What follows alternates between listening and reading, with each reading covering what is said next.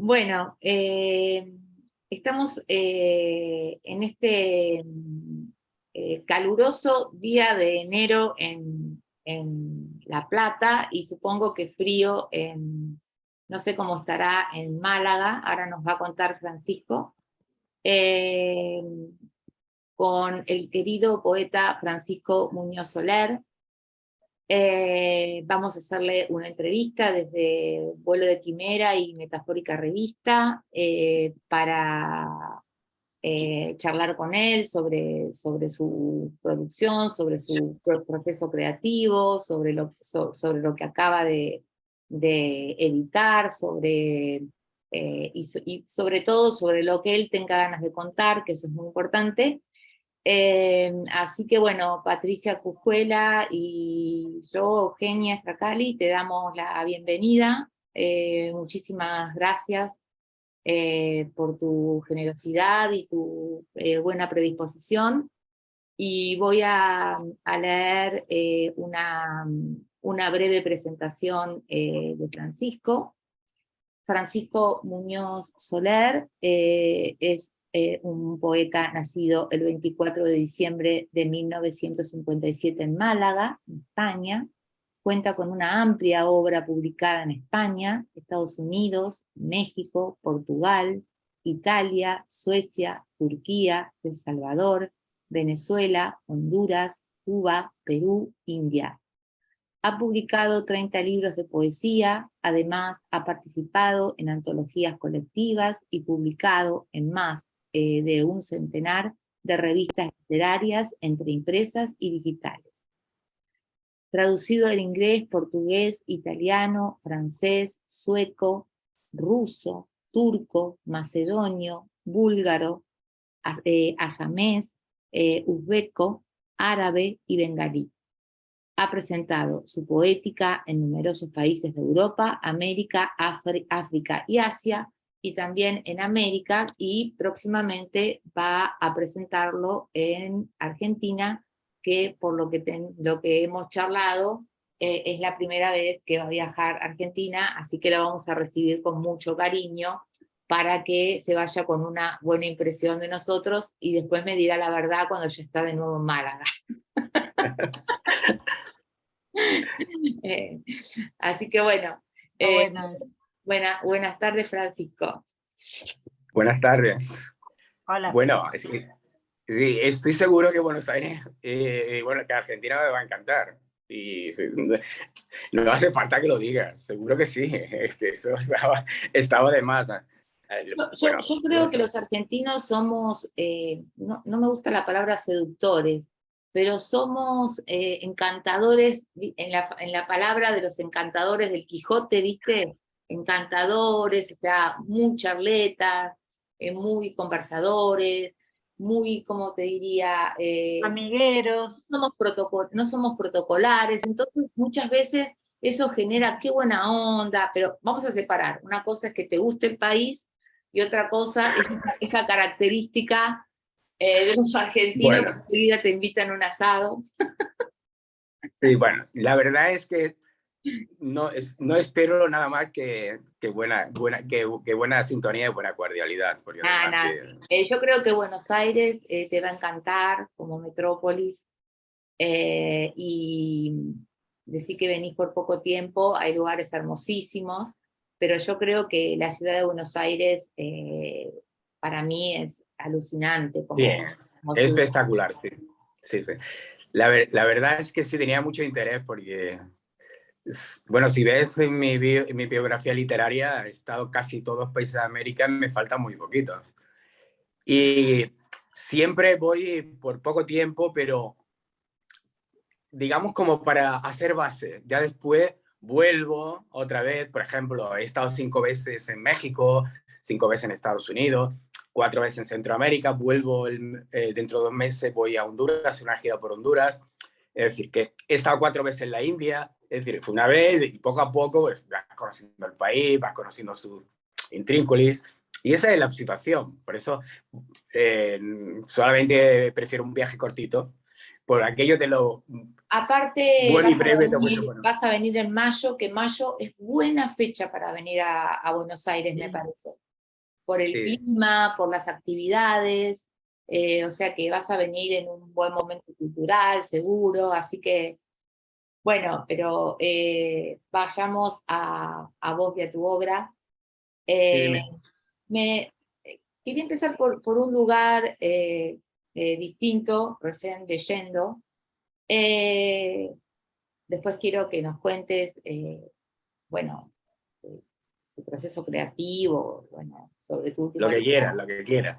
Pero me quería preguntarte, ¿cómo es la experiencia, que yo no la tuve, salvo en inglés, algunos poemas, el hecho de ver tus poemas escritos en español, aunque no comprendas el idioma, qué sé yo, bengalí, ruso, ¿cómo es la experiencia de ver tu poema en otro idioma, ¿no? Es como una experiencia, supongo, o que lectores de otras lenguas te lean, ¿no? Me parece como, yo no la tuve esa experiencia, pero me parece que debe ser particular, ¿no?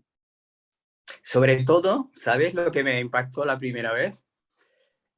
Cuando presenté un libro, el primer libro en bengalí, y escuchar a los bengalíes hablar, recitar mis poemas en bengalí, aquello me impactó porque es un idioma tan difícil, tan diferente y no sé, y lo leyeron con tanta fluidez y con tanta propiedad que digo, joder, qué bien, ¿no? Que les llegaba, ¿no? Que les llegaba, que veía que sí, que tenía vida y que tenía ritmo y que tenía... Y eso a mí, pues de verdad es que me resultó muy satisfactorio. Sorprendente porque te sorprende, pero a la vez enriquecedor, también te dices a ti mismo, bueno... Sobre todo la tarea del traductor, ¿no? Que el traductor Sí. trate de ser lo más fiel, pero al mismo tiempo tiene que tener algo de creativo, porque no son exactas las estructuras lingüísticas, ¿no? De lenguas tan Sí, sí. diversas. Eso es para mí, una de las claves es tener la suerte o saber, o la capacidad de dar con traductores que les guste lo que tú escribes y que sean poetas, traductores poetas, y además que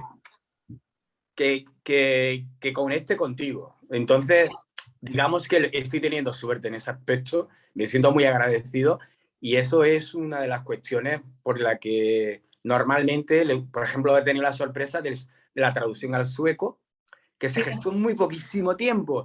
Y bueno, el libro ha salido, nada, es que he estado con 5 ediciones, solamente me queda ahora mismo una, la antología en portugués, que saldrá en mayo, o se presentará en mayo. Han sido 4 libros, uno en inglés y uno en sueco. Y el sueco se gestionó en poquísimo tiempo. Y era, hablando con una amiga editora, me dice, pues, hablando de las traducciones, me encantaría y tal, y me dice, pues conozco al mejor traductor de sueco que hay, del español al sueco, se llama Thomas, tal. Escríbele si quieres, le escribí. Dice, pero es una persona que traduce muy poco, que ya está jubilada, que solo hace lo que le gusta. Digo, perfecto. Hablé por él y me dijo, le mandé en PDF y me dijo, no, me lo tienes que mandar en libro físico. Le mandé 3 libros. Y por lo visto le encantó, porque cuando me dijo que sí, ya había traducido medio libro. Tradujo el medio libro y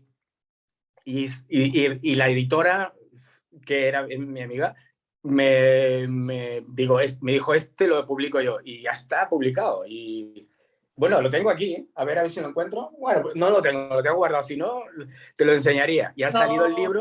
Es mi ideal que los poetas puedan ser poetas de distintos idiomas, puedan, sí, y para mí siempre fue un misterio, me interesa como tema incluso teórico crítico, ¿no?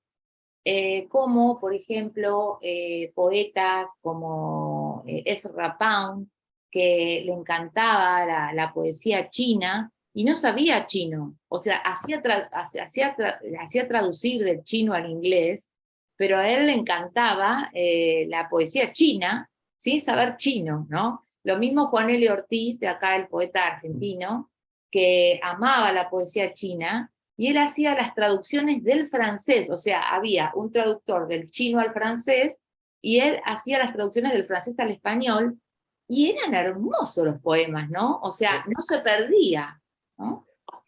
Te voy a decir algunas experiencias mías por esto.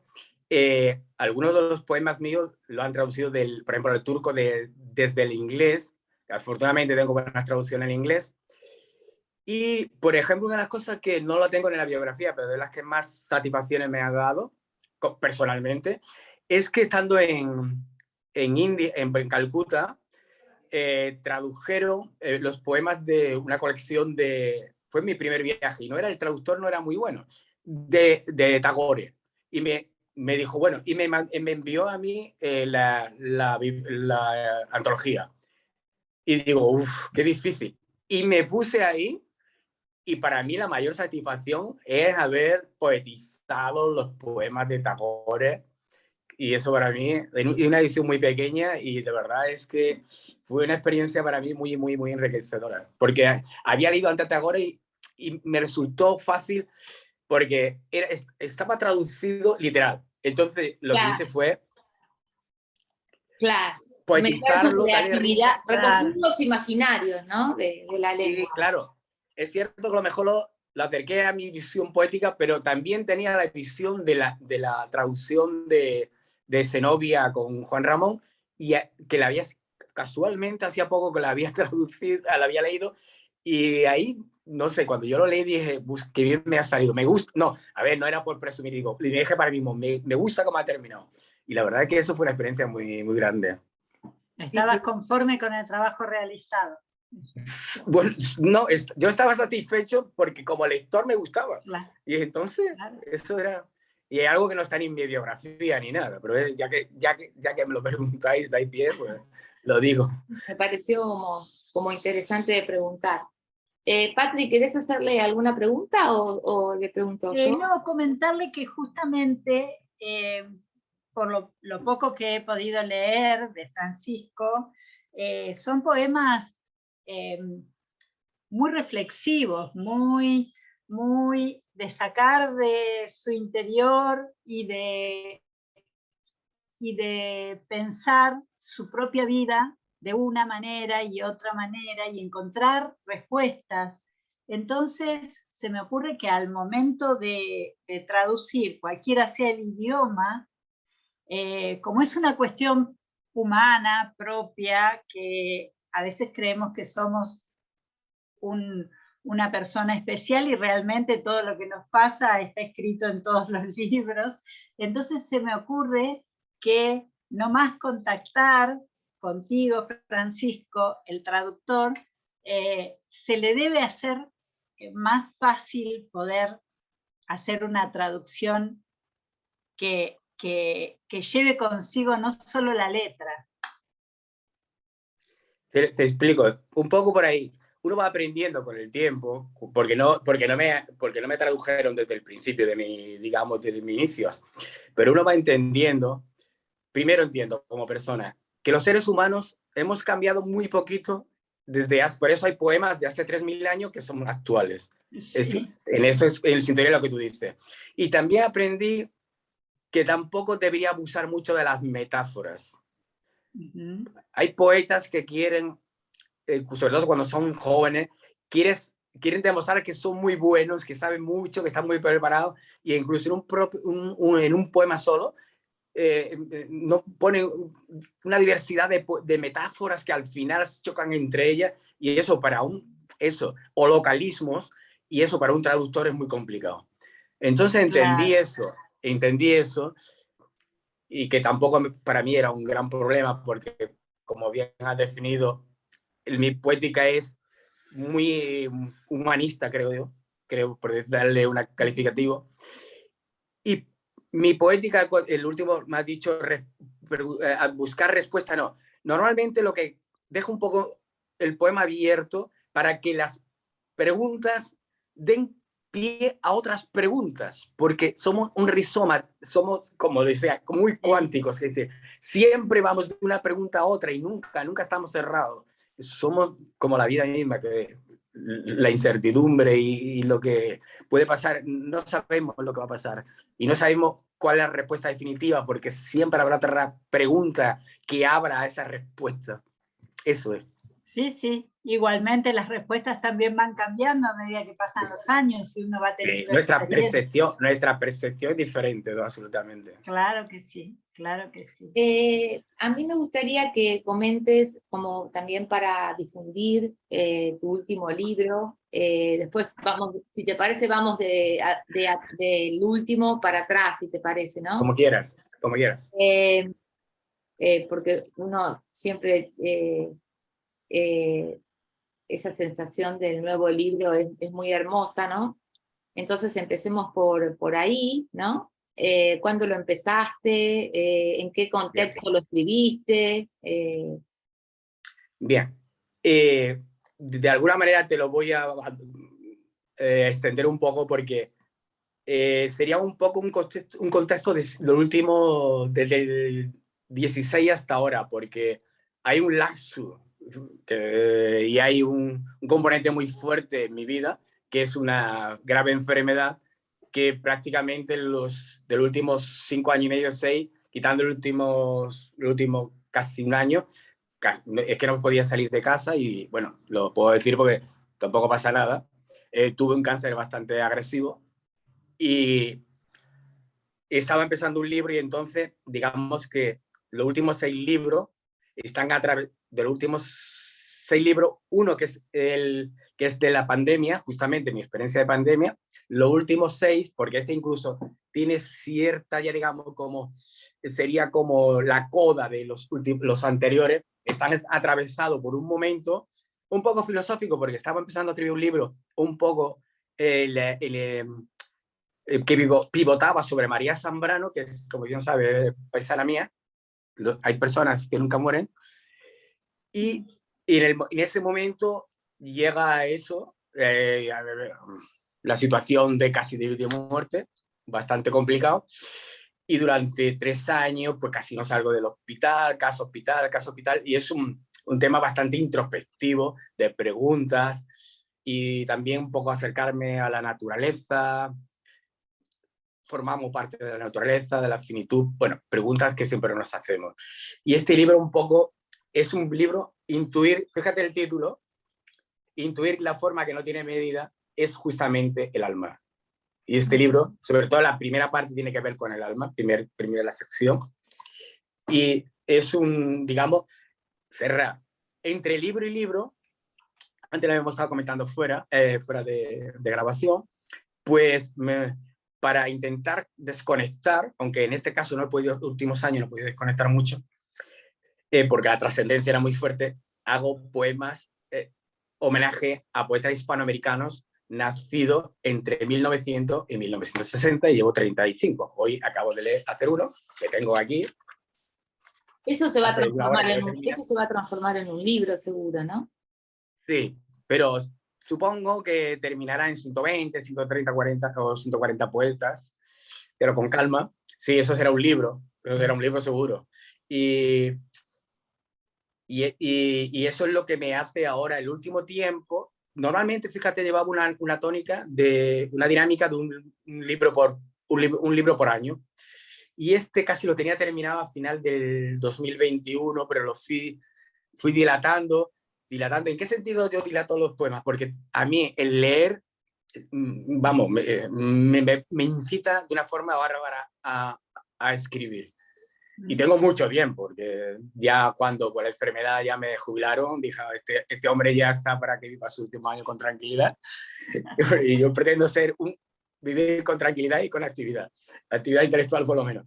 Entonces, estoy leyendo de una forma más espaciada, intentando como, bueno, he estado de muchos viajes este año pasado, en el año 2022, he estado en México, en Honduras, en Portugal y ahora un largo viaje en la India. Y ahora he tenido también, me he dedicado un poco a las que me hagan traducciones.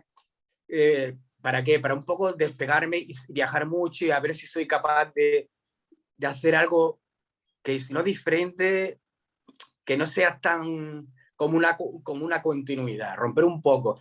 Bueno, de hecho, que no sé si... me parece que es demasiado fuerte el hecho de tanto, tanto tiempo en encierro, que no solo fue por Sí, la 4 años. enfermedad, no solo fue por la 4 enfermedad, años.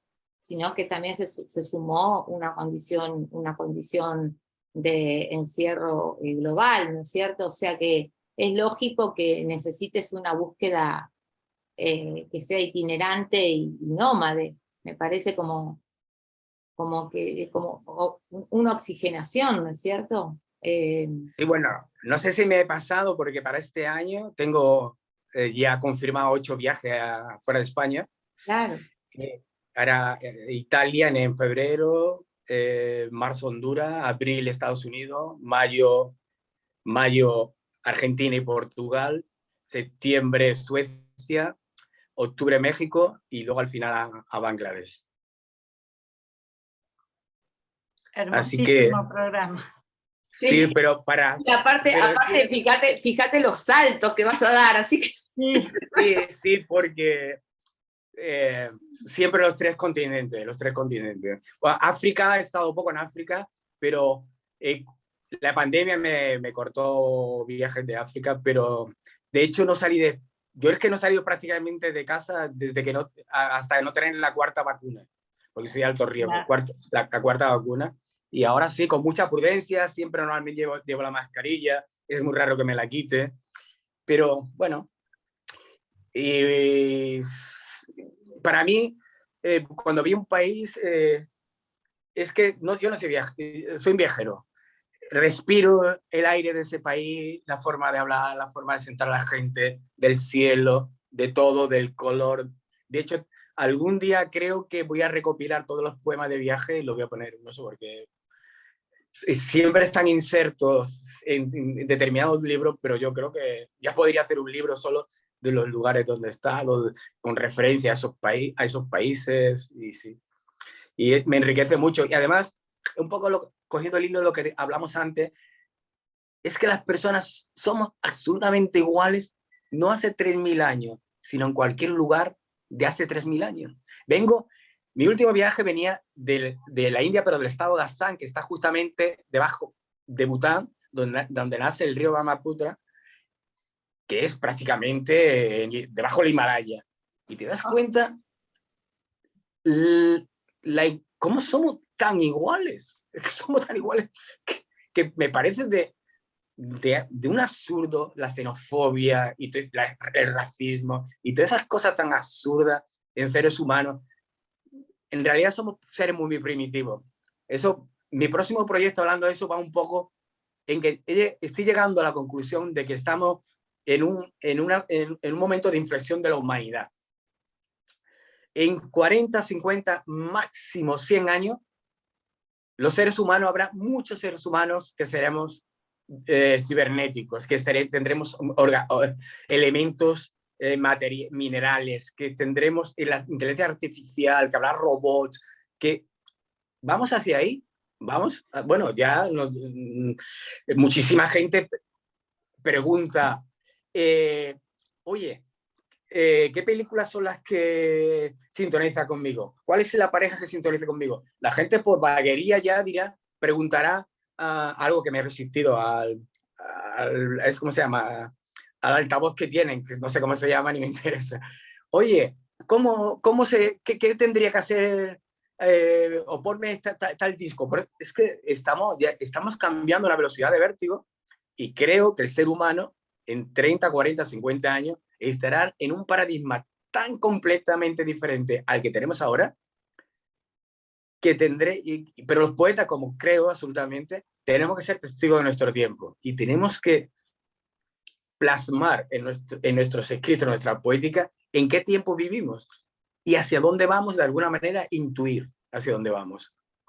Y creo que mi intencionalidad va hacia ahí, lo que pasa es que necesito también documentarme y no decir cualquier tontería, sino tener una base, si hablo sobre temas científicos de evolución social, hacia dónde vamos. Y también en los últimos libros, ya que has dicho, he leído muchos a filósofos contemporáneos, viendo de diferentes ópticas para ver un poco cómo es el compendio de las diferentes ideologías que están imperando en el mundo y hacia dónde vamos. Un poco va por ahí. Sin perder la vena, por ejemplo, que tengo poemas de amor, poemas de cualquier, no sé, de cualquier tipo, de todo, ¿no? Sociales, tengo un libro social, tengo de todo. ¿No querés leer 2 poemas o 3 poemas del último libro? Sí, voy a leerte, bueno, ya, voy a leerte. Mira, una cosa que a mí me pasa, que como homenaje, como agradecimiento a mis poetas, suelo poner mucho epígrafe en los libros, que esos epígrafes muchas veces forma parte de algunos, el epígrafe era como el principio del libro. Y este concretamente, este es muy reconocible porque se llama Converso con el hombre que siempre va conmigo, que es un epígrafe de Antonio Machado desde su poema Retrato. Converso con el hombre que siempre va conmigo, intentando buscar el equilibrio en las cuestiones pequeñas que contienen las grandes respuestas y escucharme a mí mismo, para verme reflejado en el espejo que muestra el material íntimo en el que me construyo. En ese paisaje de vidrios, intuir la forma que no tiene medida, porque desborda mis límites, el delirio intangible que se me escapa y a la vez siento que me acoge y sostiene. Converso sin cesar en la búsqueda del instante preciso en el que se fecunda la primigenia sangre y origina el agua cámbrica del fuego exacto de mi conciencia, cuyo aroma me guiará a un sueño de crepúsculos con mares de flamboyanes, un mágico fulgor de hondura en el que me perderé para encontrarme, mientras beso la tierra en que me convierto. Hermoso. Quiero decir que es la primera vez que lo leo, ¿eh? A ver. Qué bueno, me gusta eso. Y fíjate que el que va detrás, y es un epígrafe de Gustavo Adolfo Bécquer, de la rima 20, que dice, es como es por el alma, que dice, que el alma que hablar puede con los ojos, también puede mirar, también puede besar con la mirada. Y empiezo.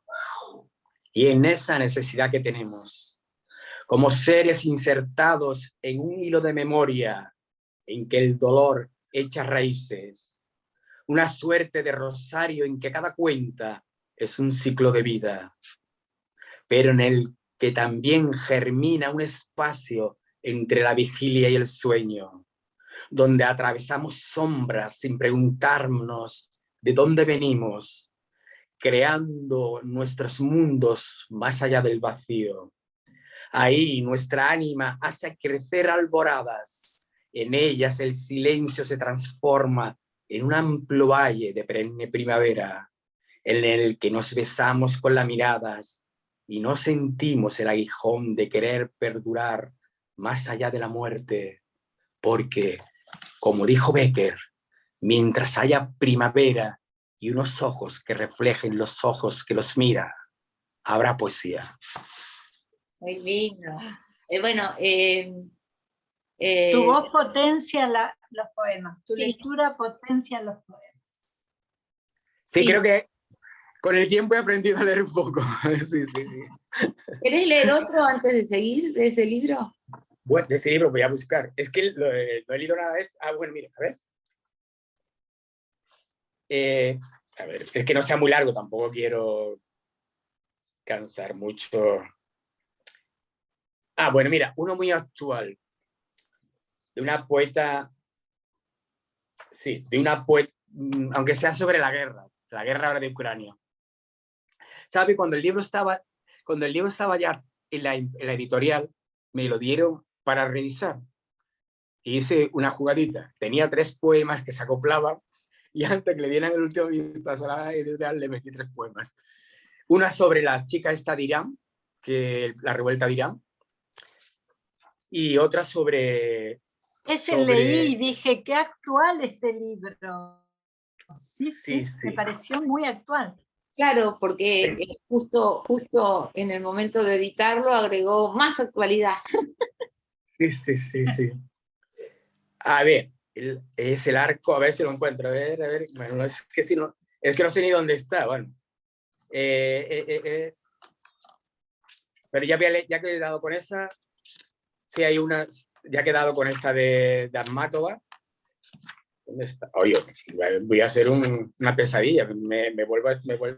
No, es que no te preocupes. el libro lo tengo recién y no lo... Lo estamos tenía aquí. estrenando. Bueno, vamos a ver. Venga, mira, la de Akhmatova, simplemente. Leyendo la vida, porque tengo, bueno, en ese tiempo de encierro tuve mucho tiempo para leer y leí prácticamente todos los poetas rusos y me gustó mucho el libro Requiem, que fue, que bueno, que la guía es, bueno, Requiem, la vida de Akhmatova. Bueno, leyendo ella de jovencita vivió en Jersón, que es una de las zonas que sabe que la guerra la destruyó. Y entonces ella de jovencita tiene poemas de Jersón, lo feliz que era, la naturaleza de Jersón. Y entonces tengo un epígrafe hablando de Jersón y también un epígrafe de ella sobre la dictadura, dice ella. Esto de Akhmatova, de un poema que se llama Y me ha llamado una voz. Te limpiaré la sangre de las manos y el corazón de la vergüenza negra. Me he cerrado el oído con las manos para que este discurso infiel y indigno no profane mi espíritu angustiado. Tiene que ver un poco con Stalin, ¿no? Y ahora yo me hago esa reflexión. Si Akhmatova, y no sé si lo estoy diciendo bien, estuviese viva ahora, ¿qué poema escribiría? Ella que fue feliz de pequeña en Jersón. ¿Qué poemas escribiría Ana? Que escribir era su nexo con su tiempo y vivía al ritmo que deja oír la hierba, que amaba tanto su tierra que no temía formar parte de ella, y de joven le impresionó Jersón.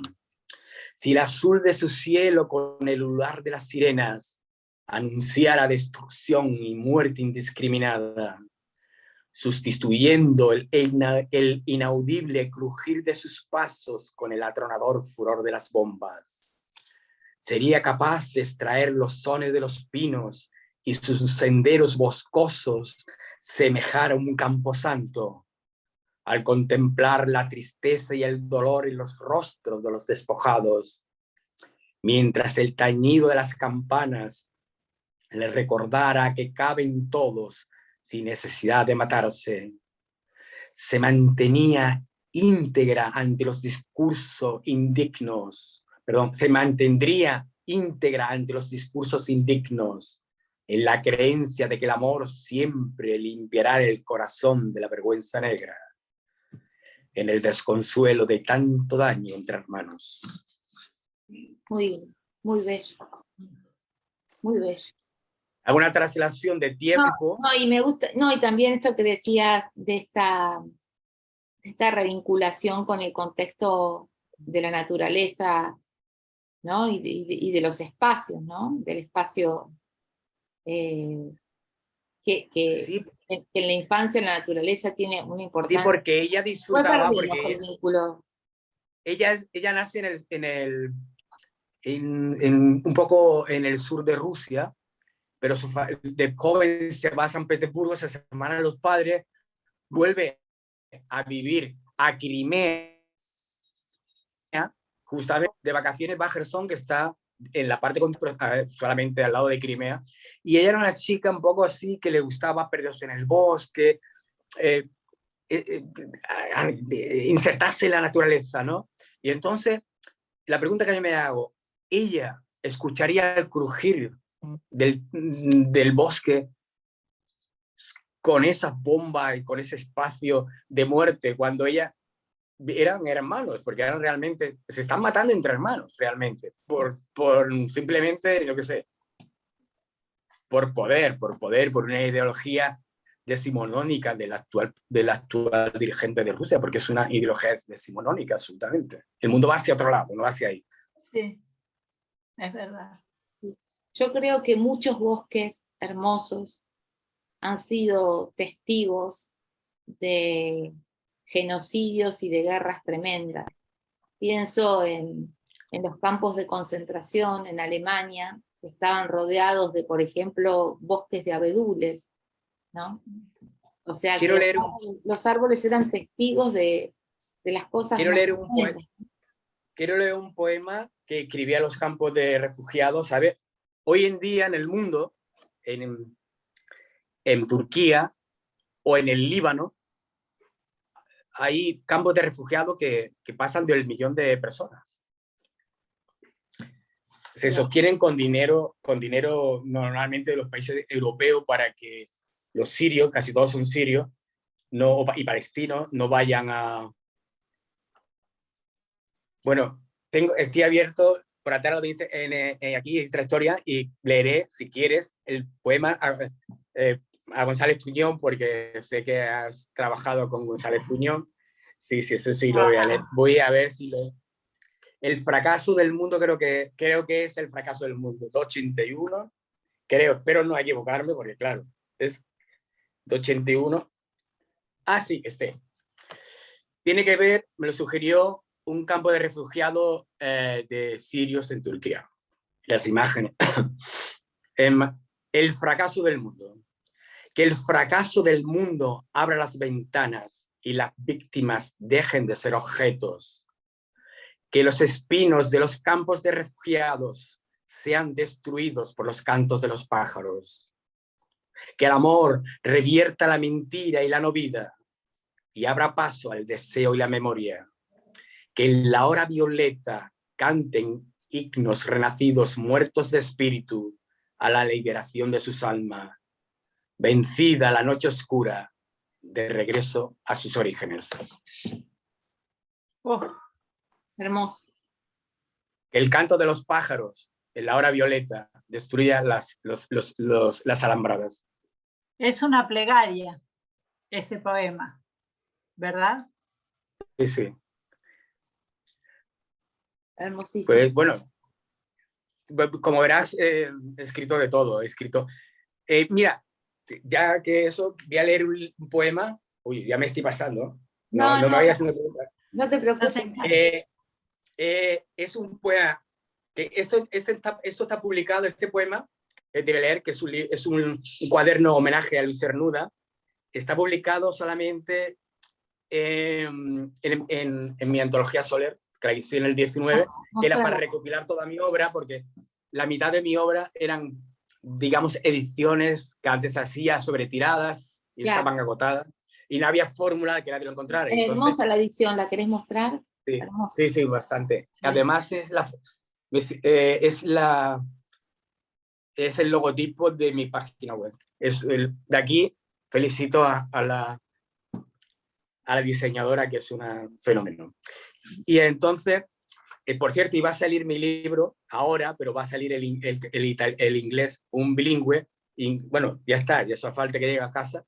Los ejemplares es de la pandemia, que quería para también tener más poemas en inglés, que, por ejemplo, acabo de mandar que ha hablado sobre el tema de cómo surgen los temas de las traducciones, pero ayer justamente le mandé a una conocida mía, poeta serbia de Belgrado, el libro bilingüe inglés, y me ha dicho, sin yo decirle nada, voy a intentar que te lo publiquen y traducirlo y que te lo publiquen en Serbia. Digo, magnífico, me parece extraordinario, ojalá. Y me dice ella, ojalá. Pues mira, así surgen muchas cosas. Pero claro, ella no sabe hablar español, se le manda en inglés. Y como yo tenía interés que saliera en inglés, he retrasado este libro para que saliese el libro de la pandemia en inglés. Y quiero leer este poema pequeño que es de amor. Es de amor y también de nostalgia, y tiene, como te dije antes, cuando hago un homenaje a un poeta, es como hacer una casa, tiene unos pilares, ¿no?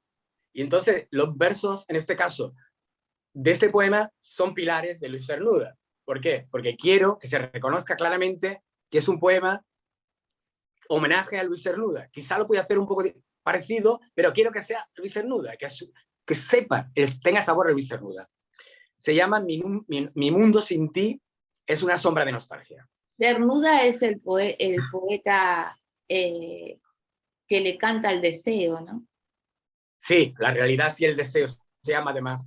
Por cierto, cuando estuve en México, estuve en Coyacá y estuve en la puerta, no pasé, evidentemente no iba a ser tan cretino de llamar a la puerta donde vivió Luis Cernuda, la casa de Alto Alaguirre, ¿no? Allí en Coyacán. Eso sí, me dejaron por aquí. Bueno, ya Gran poeta. Sí. A mí personalmente, no quiero entrar, es el que más me gusta de toda la generación del 27. Sí, es un gran poeta. Bueno, alguien que me escuche dirá, uy, Lorca, y que sinceramente me llega más Luis Cernuda que No, Lorca. y además su poesía muestra esa tensión sobre pulsión de escritura y deseo, ¿no? Y esa gran represión que también por el contexto histórico, sí. histórico. Sí, hay uno de los que yo tengo aquí, que habla sobre la guerra civil, cómo él se exilia y cómo habla de la represión, cómo no se pueden besar, cómo no se pueden tocar.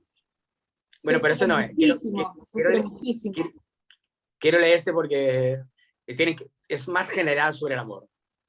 Él está ya mayor y no sé si entonces ya vivía en México, estaba en Canadá y recordaba el amor que dejó hace tiempo en España y habla a ese mundo sin ti y a esa nostalgia, ¿vale? Y que ya es mayor. Mi mundo sin ti. Mi mundo sin ti es una sombra de nostalgia donde renuncio a la vida y fortalezco en la memoria el gozo de nuestros días. Porque no conozco ni deseo otra que ordenar mis momentos en tus ojos, compartir contigo la luz y los sueños. Pero esta noche oscura, errante, deambulo en sueño sin sueño, con la voz arrancada sin tu amor y un dolor más intenso que la muerte. En esta noche, cuando el futuro duerme, el recuerdo de tus besos me sostiene. Bueno, se nota mucho la influencia del ritmo de los poetas de la generación del 27, ¿no? ¿Te han influenciado? Sí, bueno, lo he leído a todos, en profundidad, a todos y todas. Sí, ha sido. En realidad, hace como 10, 12 años, cuando decidí prácticamente, porque tenía múltiples actividades, sobre todo el deporte, yo he sido entrenador profesional de fútbol, y hace 10 años dejé ya 10 años, no, 15 ya. Es que fíjate lo de la enfermedad, lo de la convalescencia, que ya pierdo el ritmo de los años. Claro, por eso también te debe haber ayudado el hecho de que eras un hombre deportista y sano, ¿no? Sí, bastante, sí. Eso me lo dijo el doctor, dice, estaba la cosa muy difícil, pero también la mentalidad. ¿Sabes lo que? El primer día que me iban a dar la quimio, me dio el hematólogo, entré en una silla de ruedas, en huesos prácticamente, era agosto, y le digo, mira, que tenía un viaje en marzo a Nueva York, y creo que era mi primer viaje, pero el segundo a Nueva York. Y le digo, mire usted, la verdad que la cosa es seria, pero tenemos que hacer algo. Porque para finales de año tengo que estar bien, que yo a principios de año tengo un viaje a Nueva York y yo no me lo voy a perder. Así que algo tendremos que hacer.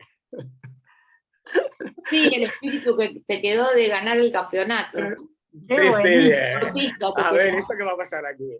A ver, esto, sí, esto no no es el podemos momento. descender. En otro tiempo, pero este no es el momento. Que yo tengo muchas cosas que hacer, mucho que escribir y muchas cosas que vivir todavía.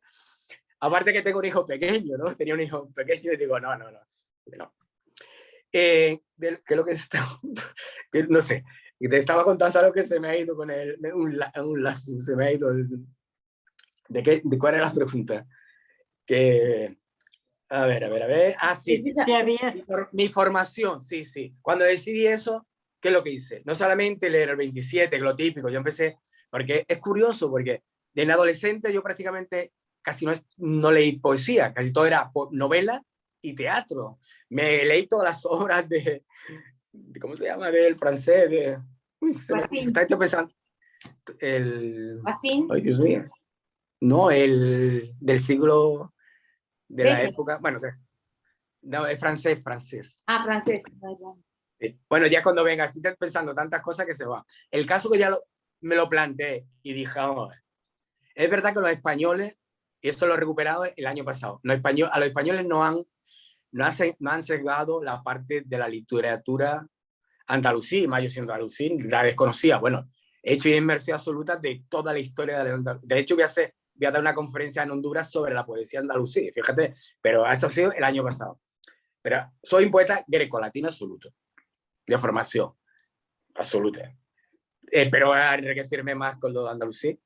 Entonces, ¿qué hice? Bueno, me fui a la Grecia antigua, empecé a leer a las bibliotecas, a leer poesía Grecia antigua, Grecia, tal.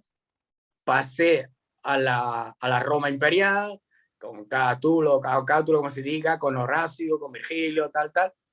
¿Qué ocurre? Hasta Petrarca, de Petrarca pasamos, ya saltamos a Garcilaso. Todo el antiguo, Juan de Herrera, Manrique, todo el siglo de oro, y así he ido. Y cuando ya llegué al siglo, pasé al 27, ya pues todos los simbolistas. Bueno, un poeta que me influyó mucho al principio, quizás el más, fue Baudelaire, ¿eh? Lo tengo que decir ya que me ha Charles Baudelaire. Todos los simbolistas, todos románticos ingleses. Blake es un poeta que siempre me dice algo, siempre. Bueno, ahora es, sí. Y así que vamos, y hispanoamericano, pues bueno, yo diría que César Vallejo es el que más me lleva. Sí, claro, a todos. Y entonces no paro de leer. Imagínate, me levanto y ¿qué hago? Tengo que hacer. Estoy todo el día leyendo. Así que un poco eso por lo que decía, cómo me he formado, porque creo que más o menos ahora voy... Y ahora hago mis pinitos de investigador así, aficionado, haciendo los poetas hispanoamericanos. Sí, bueno, eso podés contar de tu trabajo, digamos, que es un trabajo bastante arqueológico, ¿no? De buscar en los poetas latinoamericanos, no solamente leer los poemas, sino hacer todo un trabajo de reconstrucción del contexto, ¿no? Digo, Sí, como mira, un investigador que va buscando piezas, ¿no? Es que yo soy de los que el libro se va a llamar Intrahistoria. Porque lo voy a abrir porque tiene una cita de Heidegger. Es que de memoria es fatal, pero yo creo que dice, lo que escriben los poetas es instauración. Creo que esa es la frase. Y si analizas, por ejemplo, yo como español, no sé la vivencia, y yo creo que también te pasará como Argentina, las memorias históricas de los países, fíjate que serían, para mí, o quizás por mi percepción, querer entender un poco la historia de España, no se podría entender si por ejemplo, el principio sin Juan Ramón Jiménez, sin Ortega Gasset, los filósofos, sin María Zambrano, sin Machado, sin Lorca. Es decir, la vertebración de la histórica del país, la intrahistoria, sería imposible de conocer sin los poetas. Porque entre otras cosas, los poetas tienen que ser personas de su tiempo, aparte de tener darle un rasgo atemporal a la poética para que el tiempo no la envejezca. Al final conoce esos pueblos con su intrahistoria. Era una de las razones porque... Sobre todo que los relatos oficiales suelen ser mentirosos, ¿no es cierto? Sí, la poesía es la que puede decir la verdad también, ¿no? Esa intrahistoria. Sí. Aunque la poesía también tiene parte de ficción, pero hay poetas, digamos, como yo mismo, por ya que me voy a dar algún mérito, que realmente tengo muy poca ficción en el tema, soy bastante transparente, tengo poco pudor para decir las cosas, ¿no? Y entonces, como estoy insertado en mi tiempo y forma parte de mi tiempo, pues las personas que lean me van a conocer, pero también se van quedando rasgos del tiempo que vivo. Eso en un conjunto de poetas, si lees, verás cómo se va vertebrando una intrahistoria del país y de las sociedades. Cierto que vivimos un momento bastante heterodoxo, ¿no? Con las informaciones. Antes, por ejemplo, no sé, lo vas a saber, los poetas de finales del 19 argentino, por ejemplo, supongo que no soy un experto, y principios del 20, pues estaría muy entroncado con la poética hispánica, pero luego la mayoría de los chicos, por ejemplo, de Hispanoamérica, pues están muy influenciados por los poetas norteamericanos. Sí. Y todos, hoy en día, sí, hoy en día cualquier, ya te digo, yo, por ejemplo, que me han traducido, un libro al Samé, y el mismo traductor mío me ha regalado un libro, que es este. Bueno, lo tengo por este, que es la poesía moderna de Assam, traducida al español. Pues, como la página de Facebook es mía, pues yo cada 2 días pongo un poema de un poeta asamé al español. Y vas conociendo la poética de la India y de cómo es de allí. Hoy en día somos bastante cosmopolitas en el cuanto a eso, y por eso es bastante... Si antes era difícil el tema de la antología, que lo hacen los profesores para poder, digamos, dar clase y unificarlo, y muchas veces son ficticias, ahora hoy en día es mucho diferente. Poeta inclasificable, no se le parece a nadie, porque somos una isla en sí mismo, pero entre todos hacemos un conjunto. Sí, sí. De todas maneras, acá, en este momento, si te tengo que decir, así como Olga Orozco, la generación de las poetas que nacieron en el 1938, 1940, Susana Teno, Olga Orozco, estuvieron muy influenciadas y hasta apadrinadas por poetas españoles, por ejemplo Alberti, que vino acá a Argentina, vino también Gómez de la Serna, la Vanguardia, admirado por Borges, ¿no? Aunque no escribiera exactamente poesía, ¿no? Pero ahora te diría que es muy fuerte la influencia de, por ejemplo, poetas norteamericanas en Argentina. O por ejemplo, Traducciones de poetas, de antologías de poetas norteamericanas, ¿no? Sharon Old, La Viva, Ann Carson, que es canadiense, o sea, poetas que, Adrienne Rich, que se han hecho antologías de poetas norteamericanas y que no tienen la influencia que tenían los españoles en una época, que hasta venían acá y los poetas podían estar... Bueno, espero romper esa dinámica. Quiero decirte que he estado en Canadá, hice una gira bastante grande por Canadá antes de enfermarme, en el 16, y que hay poetas canadienses. A mí me gusta Ann Carson, y además tengo un poema aquí para abrir el libro de la pandemia de Ann Carson, que igual, que sí, lo voy a leer, pero hay poetas francesas, de habla francesa, que no tienen nada de que envidiar. Lo que pasa es que todo forma parte un poco del colonialismo. Claro, es decir, son personas, poetas que he leído, que son francesas y que no tienen nada que la parte francófona no tiene nada que ver con la difusión que tiene la parte en Canadá, ¿no? Sí. Pero es una pena. Acá no llega a Canadá, acá no llega a Margaret Atwood. O por ejemplo, Nicole Brossard, que es buenísima. No voy a dar más nombres, ¿no? Pero yo estoy seguro que si Nicole Brossard escribiera en inglés, sería mundialmente conocida como Ann Carson. Sí. Pero vamos, no por eso yo te digo aquí que... por ejemplo, yo te puedo nombrar canadienses mujeres y no te puedo nombrar francófonas. Si vos no Exacto, me decís... eso es lo que yo me refiero. A eso es lo que me refiero, justamente. Es algo, bueno, que se... Bueno, no vamos a cambiar. ¿Nos podrás dar los nombres de estas poetas canadienses? ¿Cómo se llaman? Bueno, como alguno tiene el nombre, no lo pronuncio bien, te lo tendría que dar por escrito, pero esta poeta, que es bastante buena desde mi punto de vista, Nicole Brossard.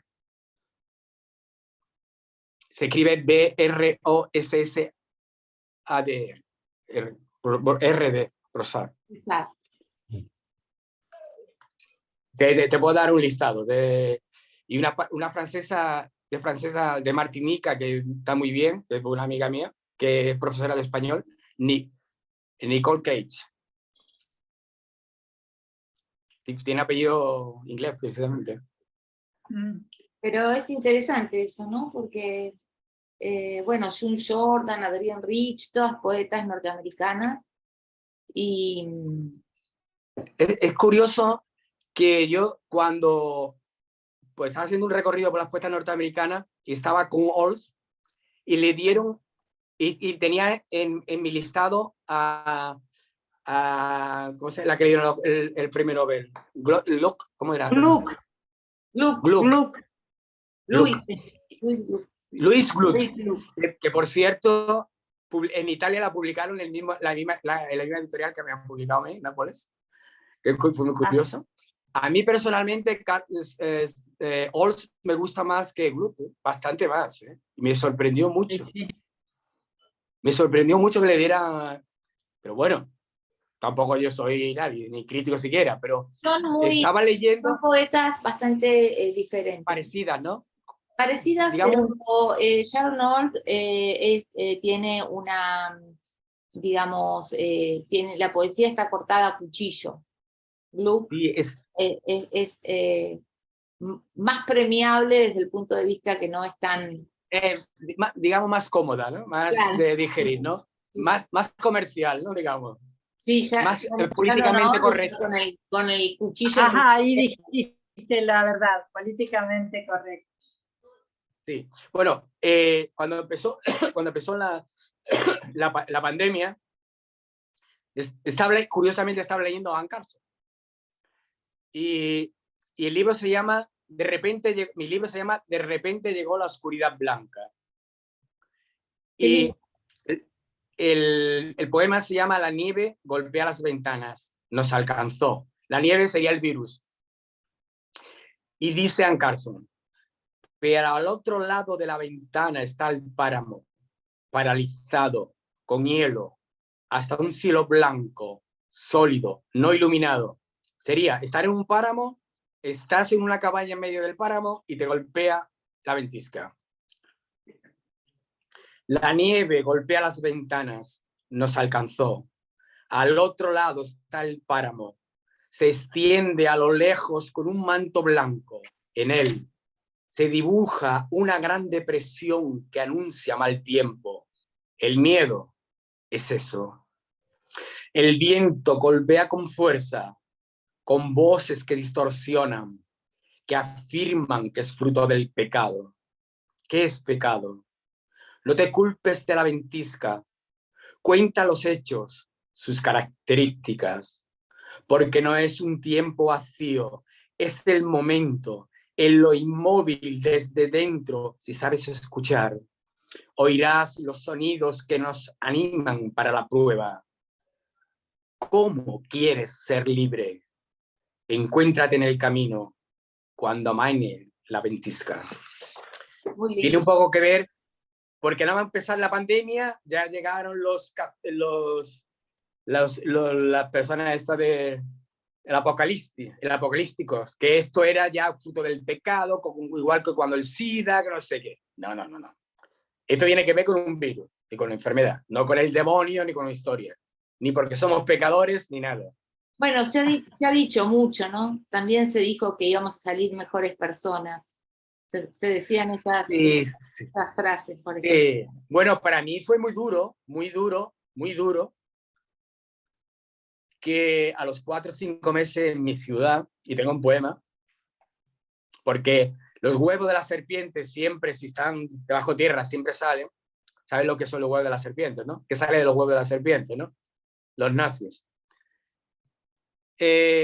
Ver en mi ciudad, en el centro histórico de mi ciudad, hacer una manifestación con brazo en alto, pidiendo libertad, cuando en España morían 1000 personas diarias, cuando era el mes de mayo, mes de junio, faltaba como medio año para la vacuna y yo no podía salir a la puerta de la calle porque yo era 99,9% que si cogía el virus moría seguro.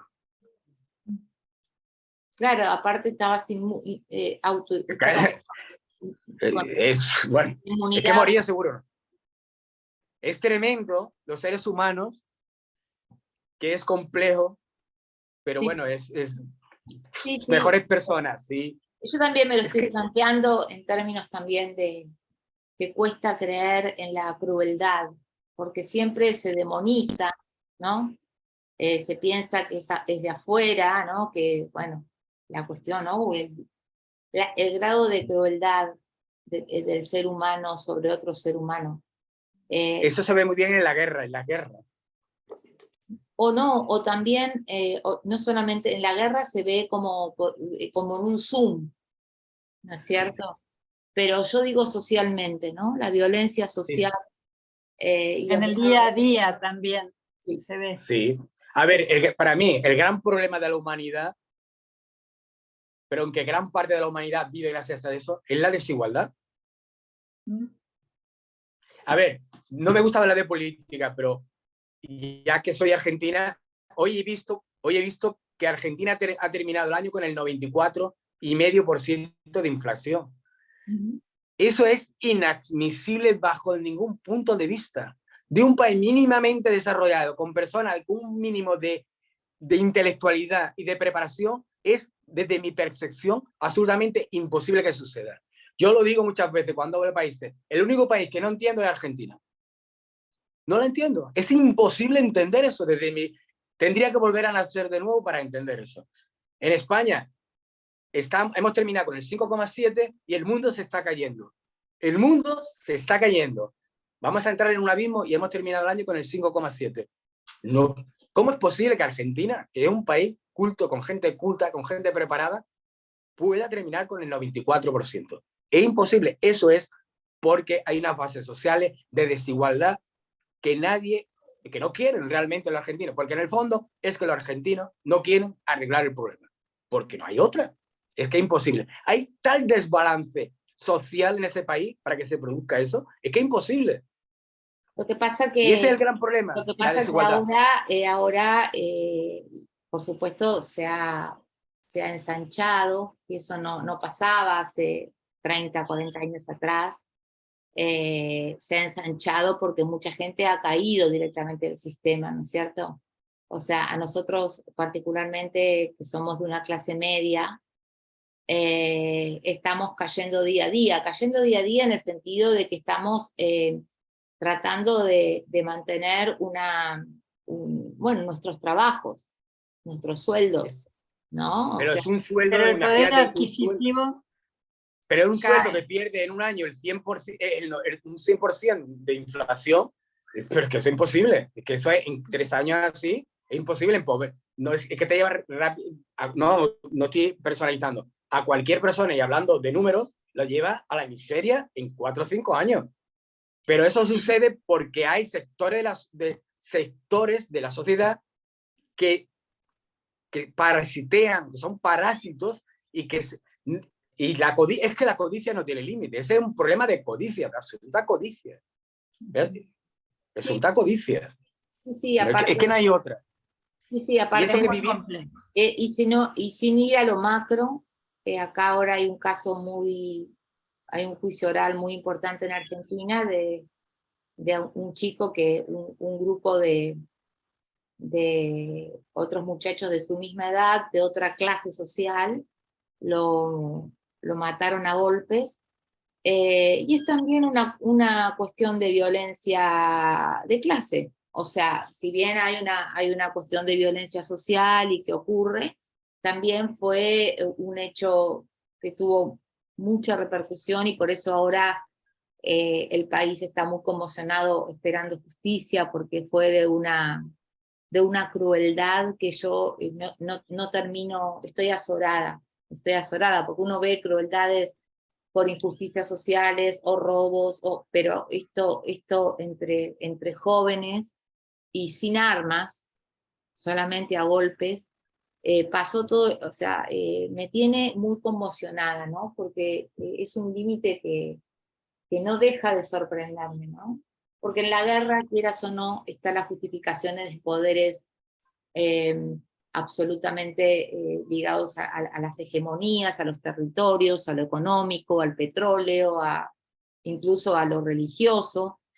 Pero acá, en estos casos así, donde hay como una especie de goce, como el señor Hyde, como el doctor Jekyll y el señor Hyde, que Hyde golpea a la niña porque quiere golpearla, no hay otra razón, ¿no?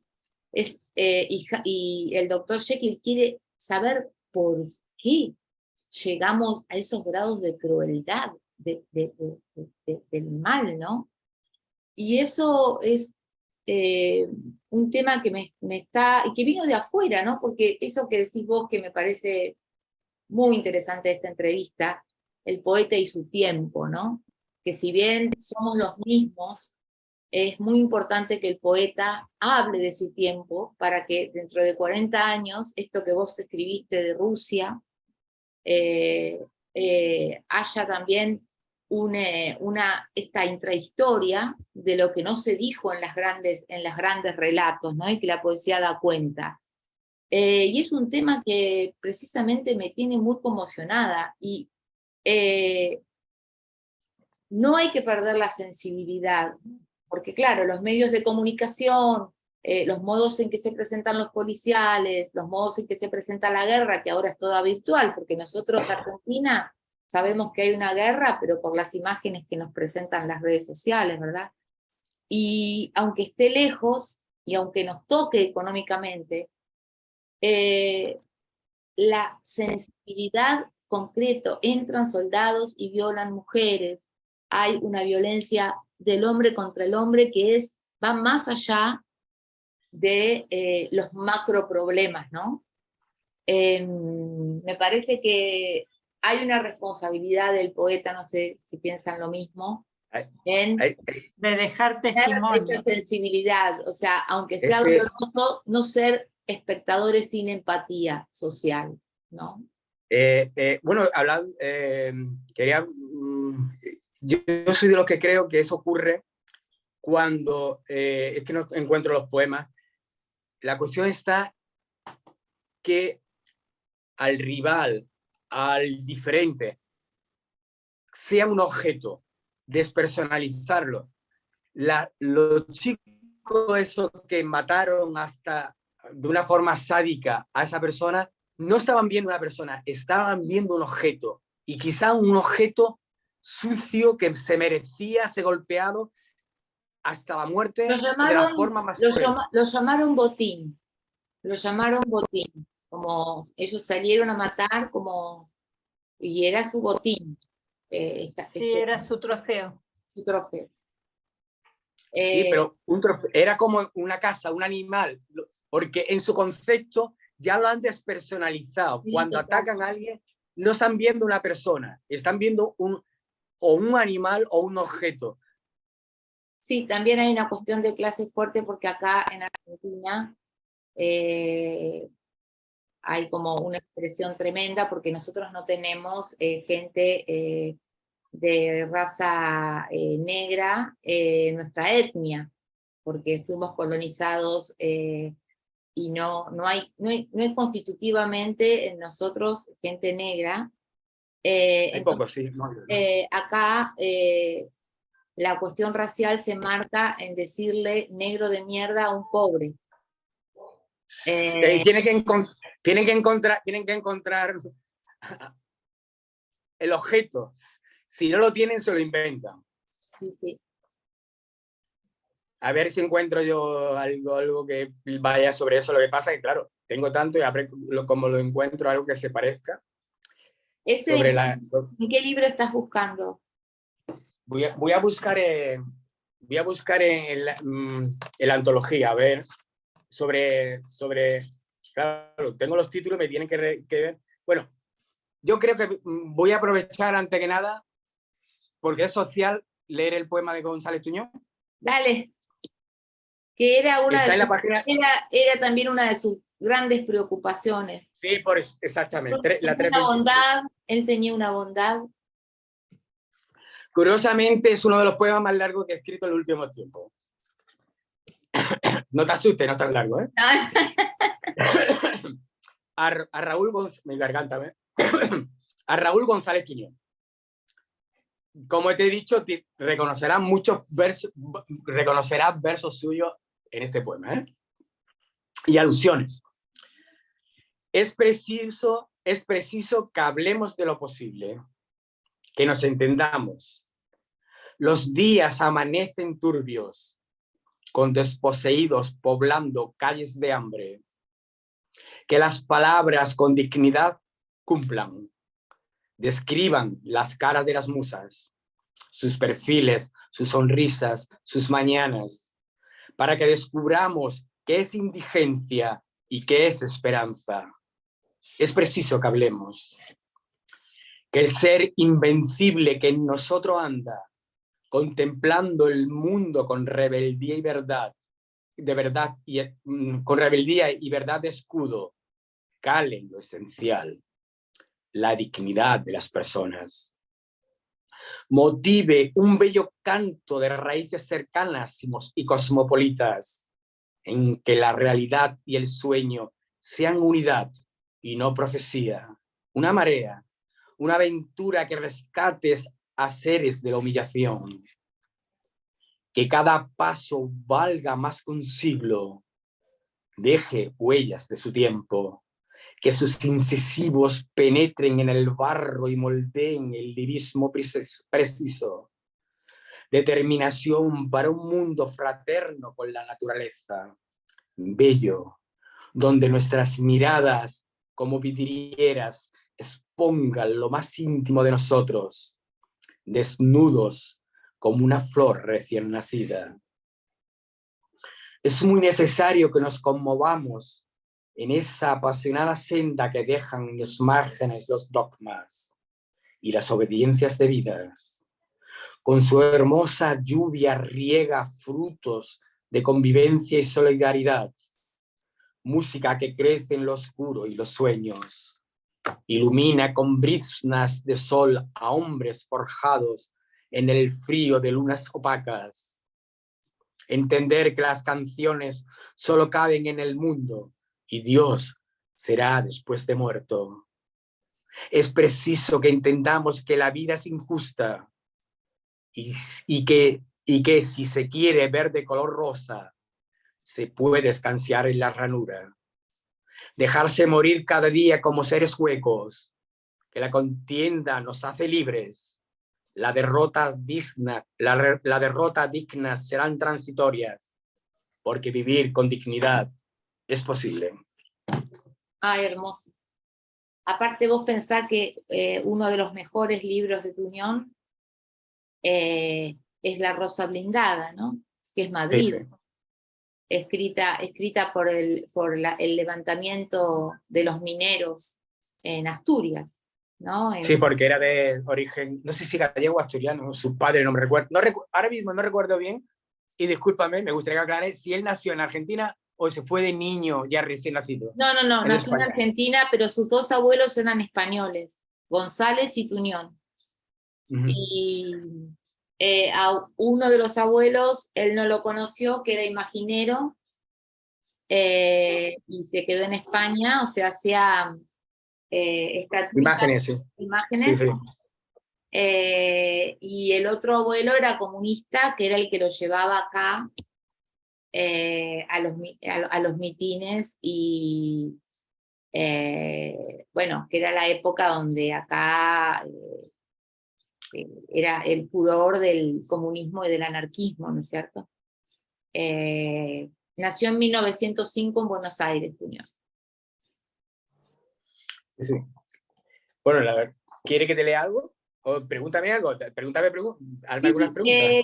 A lo mejor hacerte unas preguntas como para, pensando en los lectores que quiero que te conozcan, ¿no?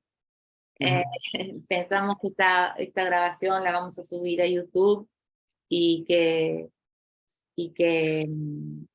nos cuentes tus inicios. Dijiste que no eras precisamente lector de poesía, ¿no? ¿Y cómo fue tu conexión con la escritura de poemas, ¿no? Porque de no ser lector a ser un prolífico poeta. A ver, no que no fuese lector, sino que la gran mayoría de mis, claro, no era poesía. Mi lectura no era poesía. Claro, empecé leyendo. Bueno, mi primer poema es recién cumplido los 20 años. Que no sé si para muchos es ser mayor o para otros para los inicios, pero empecé leyendo a Machado, Jiménez y a Baudelaire. Y esta pregunta que tú me has hecho va un poco en relación cuando voy a cualquier colegio de secundaria, siempre te puse, ¿cómo empezaste a escribir? Pues realmente, además, que creo que lo he escrito por ahí, no sé ni cómo empecé. No recuerdo por qué ni el por cuándo, solo sé que me vi escribiendo como el que respira. Tal cual. Es decir, ya con el tiempo la poesía se ha convertido en gran parte de mi proyecto de vida. Pero, es decir, hubo un momento hace años, quizá en el 2009, que escribí 3 libros en un solo año, que era tanto la pulsión por escribir que era como un martilleo lo que sentía dentro, ¿no? Y quería como descansar, que mi mente descansara, ¿no? Porque es que era un torbellino.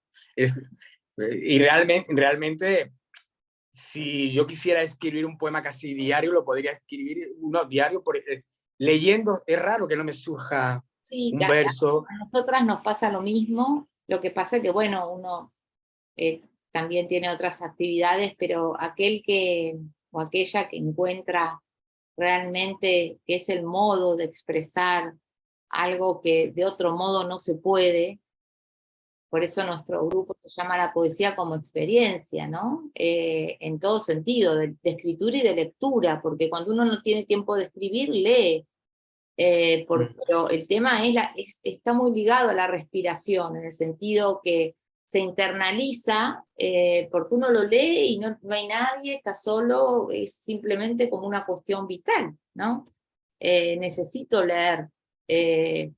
Aunque sea un poema entre una tarea y otra, ¿no? Pero me parece que eso pasa en la poesía y no en otros géneros, no sé qué decís vos, ¿no? Exacto. Es decir, por ejemplo, yo tendría cierto interés en escribir cuentos, pero necesitaría que me instruyeran el formato del cuento y ciertas bases, que luego ciertas reglas que luego están para romperlas. Pero la poesía, es verdad que hay ciertos patrones clásicos de métrica, que yo nunca lo he Pero hecho, no por cierto, porque nunca necesariamente tienes que seguirlos. pero en la poesía, si tú lees mucho, es verdad, es el arte de la palabra, tú tienes que dominar el idioma, tienes que tener... Tú puedes, por ejemplo, el último libro mío está escrito porque me sentía muy cómodo escribiendo poesía en prosa, pero están publicados con el último editor y yo donde tiene una estructuración los poemas que nunca la había visto él y dice, aquí tiene aquí un punto. Y yo siempre separo entre espacios para que respire el poema con una coma. Porque muchas veces lo que soy de la idea de que el punto hace que pierda el ritmo. Yo soy andaluz. Entonces, bueno, la poesía, si tiene ritmo, no es poesía. Puede ser filosofía, pero no poesía. Y necesito que fluya mucho. Por eso me gusta mucho leer los poemas en público, porque a mí cuando algo no me fluye es porque la palabra no va bien ahí, porque o bien no tiene que ser exactamente igual que en el verso anterior. Sí, yo No hay también soy muy reticente a los puntos. Sí, que yo no soy... Sí. Mi formación no es justamente de letras, y entonces a veces me viene muy bien luego la corrección ortográfica, donde tengo que poner la coma, donde quitarla, tal. Pero para la poesía no rige la misma gramática. No. Yo, de hecho, he hecho poemas sin coma. Sí. No tiene nada que ver, Claro. por suerte. Eso no hay normativa y eso es lo interesante, ¿no? La cuestión es que nosotros, bueno, hablando un poco de los poetas, insertándolo un poco con el tema de intrahistoria. No sé si lo que te voy a decir es muy presuntuoso, pero, y ya, algunos filósofos lo dicen, los poetas, bueno, yo me fijo mucho, aquí en España hay mucho turismo, antiguamente más, yo reconozco a una persona, si es española, no es española, de dónde, por las facciones de la cara. Porque en función del idioma que hable, tiene las caras, tiene diferentes, las facciones. Parece una tontería, pero no, ¿eh? Considero que el poeta no inventa nada, creando nuevas estructuras y nuevas palabras, va ayudando a la evolución del ser humano, porque eso sí tú lo vas a saber mejor que yo, la estructura mental de las personas está muy ligada a la estructura de su habla y de su pensamiento. Y los poetas van haciendo van un paso por delante. Hay un poema, un libro que tengo yo aquí, que es sobre la normalización. Las sociedades rápidamente, tú dices algo nuevo o alguna frase nueva o cualquier aspecto nuevo y rápidamente, como si estuviese en la orilla, llega la ola, la sociedad como una ola, y la absorbe y la normaliza. Y los poetas son los que constantemente van creando nuevos paradigmas. Sí, sí, sí. Por ejemplo, La poesía, como dice Úrsula Le Guin, es insurgente. Exacto. ¿Qué ocurre con los dictadores? Por ejemplo, el tema de Stanley. Lo primero que hacen los dictadores es aniquilar a los poetas. De hecho, pero a la vez sin una contraposición, porque él quería estar inmortalizado porque quería que Osip Mandelstam le hiciera un poema. Al final inmortaliza haciéndole un poema que le cuesta la vida a Mandelstam, llamando el buitre negro o algo así. Y lo manda a matar y bueno, ya va a morir y se tira. Bueno, muere. Pero los poetas, por eso me gusta tanto la vida de los poetas estos rusos, de Mandelstam, de Akhmatova, de Marina, porque ellos, que eran personas de cierto nivel, renuncian a la vida cómoda, pasan muchas penurias, incluso algunos mueren o algunos se suicidan, pero nunca son sumisos. Siempre mantienen. Y, por ejemplo, fíjate la importancia de Akhmatova cuando Requiem, ella hace Requiem y son solo 11 poemas que lo leen 11 personas y lo interiorizan, no se escribe para que no lo quiten. Por eso el poema que tengo son 11 memorias. Y entonces, durante mucho tiempo va a la cárcel donde está el hijo, que al final lo terminan ejecutando, y cuando ya lo van a ejecutar, y un día estando en la cola para darle de comer o darle ropa o algo así, hay una señora por detrás le dice, usted va, mira que los poetas a los poetas no nos conocen ni en nuestra calle, porque no salimos en los periódicos, ni en la tele, ni nada, y una señora le dice, ¿usted no va a escribir sobre esto? Y ella se paraliza y le dice, y escribe los 11 poemas de cómo vive el encarcelamiento y la muerte y toda la historia, el requiem sobre la muerte de su hijo. Y claro, Stalin, para que eso no se publique, pero ¿cuál es el método? El método es que lo memoricen y después se publique. Claro. Bueno, no te voy a contar más historias, Matova, ¿no? Pero bueno. De hecho, cuando ella muere, está en el entierro y nadie, no quieren que se lo entierren en ningún pueblo para que nadie vaya en todo el mundo a hacer peregrinación a su tumba. Como héroe contra la dictadura. Pues los poetas son eso. Los poetas son los que van, de alguna manera, por eso antes te dije lo de la intrahistoria. Sí, ¿Tú conoces la historia? Ya no hablo más. Ahora dime tú. No, muy interesante, muy, muy. Bueno, yo quería cerrar, igual va a haber otros encuentros, porque vamos a hacer un encuentro de poetas muy pronto, con la lectura de 2 poemas que vos más te gusten Bueno, a ver. leer. Sí, voy a leer uno que está relacionado con el sur austral y con mi enfermedad y el otro, así, y otro con mi ciudad. Sí, a ver si lo encuentro. A ver, uno está que no está publicado, está en Implosión, que es un pequeño cuadernillo que no quise extenderme mucho. Y tiene su historia. Yo vivo al lado del mar, a 100 metros, y me recuerdo que cuando ya me dijeron que había pasado el cáncer, me hice una foto incluso, lo mandé a mi amigo y decía, mira cómo estoy curado. Y todos se aterrorizaron cuando me vieron. Yo creía que estaba bien y se aterrorizaron. Y entonces, todavía no salía, antes del COVID, digo, todavía no me sentía con mucha fuerza para andar 100 metros hasta la orilla, ¿no? Al amanecer y sentarme en la orilla, ¿no?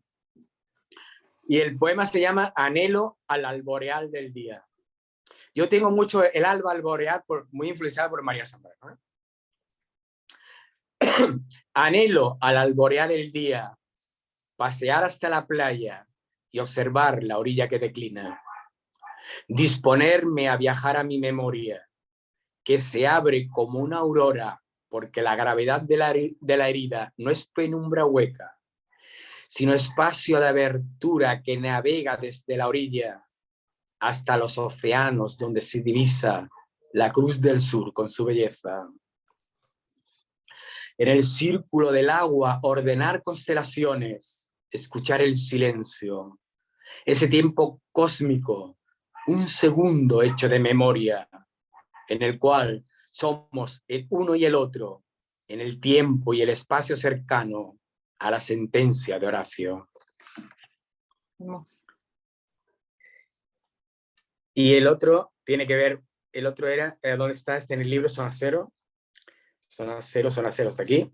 Tiene que ver con mi ciudad, con mi ciudad, con la poesía, con homenaje a los poetas, y también me sentía huérfano porque entonces mi hijo pequeño se fue a Estados Unidos y fue un proceso. Y escribí un libro, una cronología de todo ese año 2013.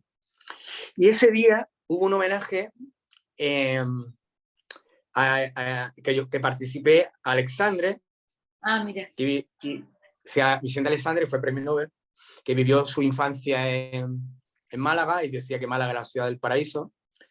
Y en el puerto, fue en el puerto que habían reestructurado el puerto, ahora se llama el Parque de la Sorpresa, y entonces ahí había un silo de trigo, de cereal y tal, ¿no? Bueno, pues ahí, esa noche tan feliz, fui andando hacia mi casa, andando solo. Y en ese lugar tan bello, tan bonito, pues iba con toda mi tristeza. Y se llama Huérfano en la ciudad del paraíso.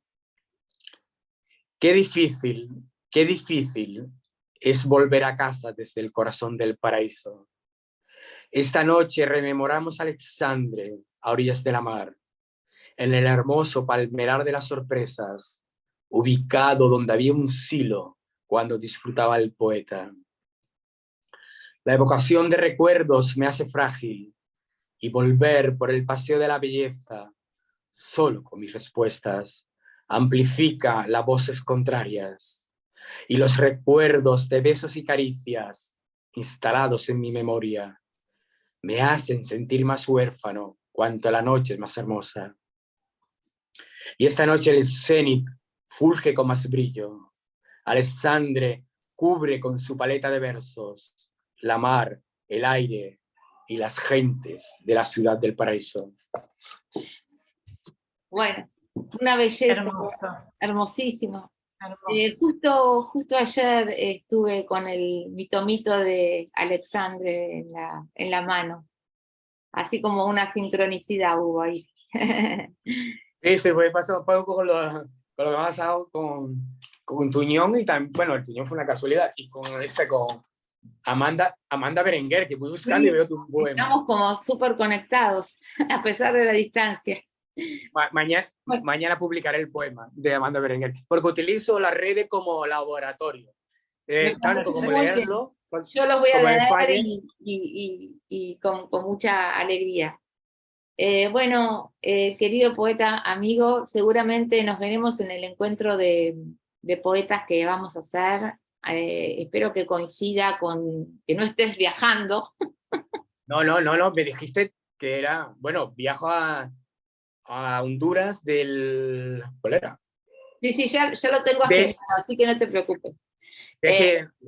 No te preocupes, que lo tengo bien, es del 9 al 16, está libre. Sí.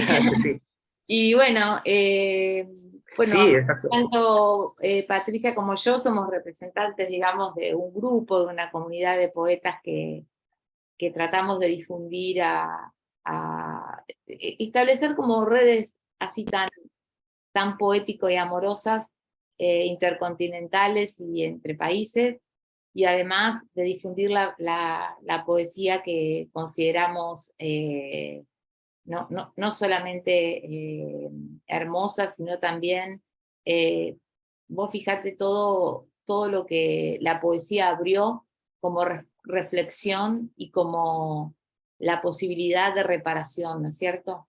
Fíjate todo, que como en una entrevista abrimos, más allá de las preguntas de los poemas o de los poemas mismos, pudimos abrir temas tan importantes, y esto que yo siempre digo de que la poesía, bueno, no podrá salvar al mundo, pero sí se puede reparar y sanar las heridas. Y en tu caso es Ayuda. hasta físico, ¿no es cierto? Mira, te voy a leer. En poética, fíjate lo que viene atrás. Dice, y esto es de un poema mío, dice: la poesía no cambia el mundo, pero lo mejora. Total. Totalmente. Dejémoslo como nuestro lema de esta entrevista. Qué lindo. Fue hermosa, la verdad. Pues muchas gracias. De todo corazón. Así Yo me que, siento agradecido por el acogimiento. Bueno, yo decía el acogimiento, es un México, no lo puedo decir. pero acá también. Acá podemos decir porque te alojamos, ¿no? Te alojamos. Sí, Vos te dejaste alojar. Así sí, que, para mí, en mi interioridad, en mi enclaustramiento, el poder conversar y manifestarme me da vida, ¿no? A mí me enriquece, me da vida. Una persona amante de la poesía y con capacidades más que obvias como tenéis vosotras. Y ya que hay gente que repela el tema de la evolución de las tecnologías, tenemos que aprovecharnos de las cosas buenas que nos dan las tecnologías. bueno, pero Sería imposible. es nuestra bandera, porque vos imaginate que si no fuera por eso, no hubiéramos establecido este lazo y no estaría este tejido que se está armando y que yo celebro, más en estos momentos, sobre todo para nosotros los argentinos, ¿no? Que nos resulta muy difícil viajar. Así que, y hay experiencia, aunque sea en la virtualidad. Obvio que nunca es igual que la presencia, pero la difusión, que llegue a tantas personas, esto que hoy grabamos, la verdad que yo lo celebro muchísimo. Si ya que hablamos de esto, debo pedirles disculpas que apagué la cámara y el micrófono en un momento porque mi señal de internet hoy es fatal y se me perdían muchas cosas. No, pero igual nos pudiste escuchar un momentito nada más. Bueno, querido amigo, nos vemos pronto y vamos a subirlo a YouTube. Yo te aviso. Si me puedes, me lo manda a mi correo también. Si me lo puedes mandar a mi correo también. Por supuesto, pero igual vos, cuando lo ves en Vuelo de Quimera en YouTube, copias el enlace y... No, pero el tema no es ese, es para tenerlo en mi propio canal de YouTube. Perfecto, te lo mando en bruto, digamos. Sí, porque de esa manera sí yo lo puedo pasar y lo puede salir, pero no lo quiero, además, ser yo el que lo suba. Dice, hombre, va a salir con todo como es vuestro, que es vuestro.